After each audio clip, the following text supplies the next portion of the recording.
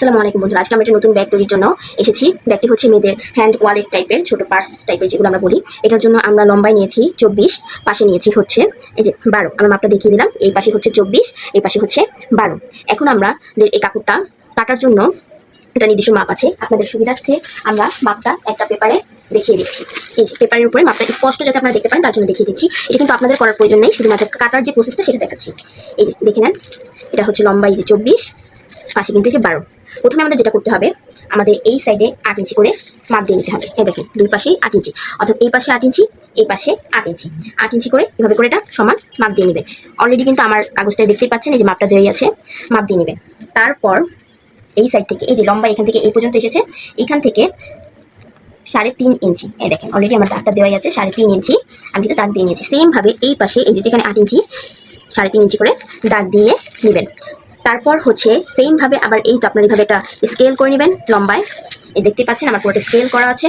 তারপর হচ্ছে এই যেখানে 3.5 ইঞ্চি শেষ হয়েছে সেইখান থেকে উপরের দিকে 4 ইঞ্চি, এখানে আবার 4 ইঞ্চি মাপ নেবেন।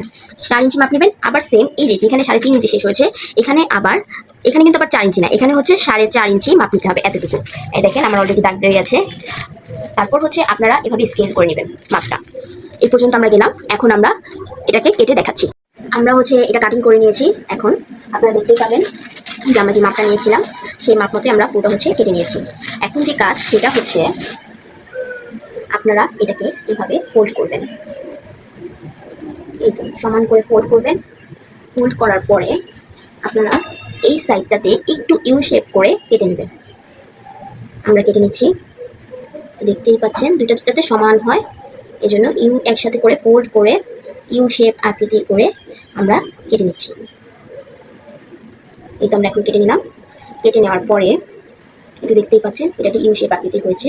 এখন এটার নিচে আমরা হচ্ছে একটা আস্তিনের মতো একটা কাপড় দেবো, যেটা ভিতরে পোষণটাতে থাকবে। এটা একটা কাপড় দিয়ে নিয়েছি। তারপর এই তো এটা এভাবে বসিয়ে মাপ মতো আমরা এই পুরো বর্ডার এইখান থেকে শুরু করে পুরো বর্ডারটা সাইডে সেলাই করব। শুধু নিচের পোষণের আমরা জাস্ট একটু স্পেস রাখবো, কারণ এটার মধ্যে আবার ফোল্ড করে ভিতরের কাপড়টা বের করতে হবে। এই জন্য এটা আমরা পরে স্টেপেই দেখিয়ে দিব, কেন এই জায়গাটা খালি রাখতে হবে এটা দেখিয়ে দেবো। এটা হচ্ছে এখন সেলাই করে নিলাম। সেলাই করে আমরা আর কি মাপ মতো এটা কেটে নিয়েছি। জাস্ট আমাদের এই যে এই সাইডটাতে আমরা যে বলেছিলাম গ্যাপ থাকবে, আর পুরোটাই হচ্ছে সেলাই হয়েছে। এখন এই গ্যাপটা দিয়ে আমরা হচ্ছে এটা উল্টো করে নেব। এই তো আমরা এটা হচ্ছে উল্টো করে নিয়েছি পুরোপুরি, আপনারা দেখতেই পাচ্ছেন। এখন হচ্ছে আমাদের এই যে গ্যাপটা আমরা রেখেছিলাম এই গ্যাপটা আমরা এখন এইভাবে সেলাই করে নেব। আমরা হচ্ছে এটা সেলাই করে নিয়েছি, আপনারা দেখতেই পাচ্ছেন। এখন আমাদের মানে মেইন যে প্রসেসটা সেটা হচ্ছে এই তো আমাদের যেটা 4.5 ইঞ্চির যেটা ছিল সেটা প্রথমে যাবে এইভাবে, আপনারা এইভাবে করে সেলাই করে নেবেন।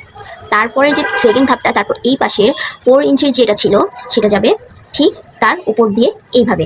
তারপর এটা এখান থেকে শুরু করে এইভাবে সেলাই যাবে। সেলাই যাওয়ার পরে লাস্ট প্রসেস হচ্ছে নিচে থেকে উপরে যেটা হচ্ছে 3.5 ছিল, এইটা হচ্ছে পুরো দুই সাইডে এভাবে সেলাই করে নেবেন। আমরা সেলাই করে দেখিয়ে দিচ্ছি এটা পুরোটা কীভাবে হবে। তো বন্ধুরা আপনারা দেখতেই পাচ্ছেন আমরা সেলাইটা দিয়ে নিয়েছি। এই তো এখানে হচ্ছে ফার্স্ট যে পার্টটা, এরপর এই তো সেকেন্ড, অ্যান্ড দেন এই তো থার্ড যে পার্টটা।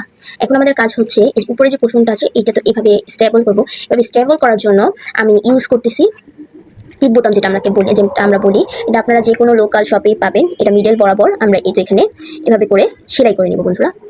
এই তো বন্ধুরা আপনারা দেখতেই পাচ্ছেন আমরা টিপ বোতামটা লাগিয়ে নিয়েছি শুধুমাত্র এই তো এই বরাবর। আপনি জাস্ট লাগিয়ে দিলেই হয়ে গেল আমাদের হ্যান্ডব্যাগ, পার্স ব্যাগ বা ওয়ালেট হিসেবে আমরা এটা ব্যবহার করতে পারবো।